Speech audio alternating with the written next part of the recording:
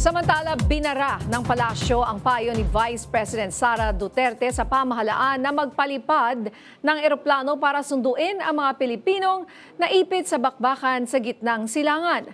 Ayon sa palasyo, hindi dapat maliitin ang peligro na maaaring idulot nito kung hindi maingat ang mga hakbang ng pagresponde. Yan ang umaarangkadang balita ni Christian Bascones. Na inaabuso ang itong klaseng sila. Hindi ganun kadali. Ito ang tugon ng Malacanang kay Vice President Sara Duterte. Sa payo nito na magpadala ng mga eroplano ang pamahalaan para sunduin ang mga OFWs na naipit sa giyera sa Middle East. Ayon kay Palace Press Officer at PCO Undersecretary Claire Castro, baka mathanda na ang logistics.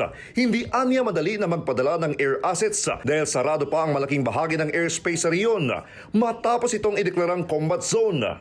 Inalala po ng Pangulo ang maaaring danger kung agad-agad pong maililipad ang ating mga kababayan, kung patuloy po ang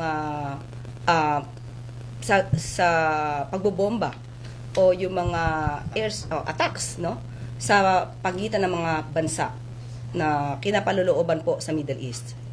Matatandaan na sa panahon ng COVID-19, nagpadala ng mga commercial planes ang dating Pangulong Rodrigo Duterte upang mapauwi ang mga Pilipino mula sa iba't ibang bansa. Ayon sa Department of Migrant Workers, may 649 na mga Pilipino na ang napauwi sa 7 flights simula March 5. Karamihan mula sa United Arab Emirates sa Dubai at Abu Dhabi at iba pa mula sa Saudi Arabia at Bahrain. Sinabi rin ni Migrant Workers Secretary Hans Leo Kakdaka na natukoy na ng pamahalaan ang mga exit routes sa mga bansa na apektado ng gulo. Subalit hindi na nagbigay ng detalye para sa seguridad.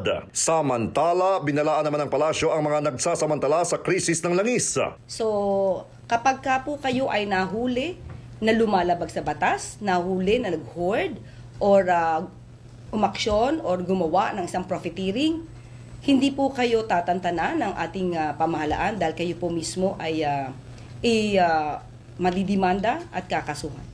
Iginiit ng palasyo na may sapat na supply ng langis ang bansa kaya hindi na dapat pang mag-hoard at mag-panic buying ng mga produkto kabilang ang mga pangunahing pangangailangan. Ako si Christian Bascones ng PRTV News, nagseserbisyo para sa Pilipino.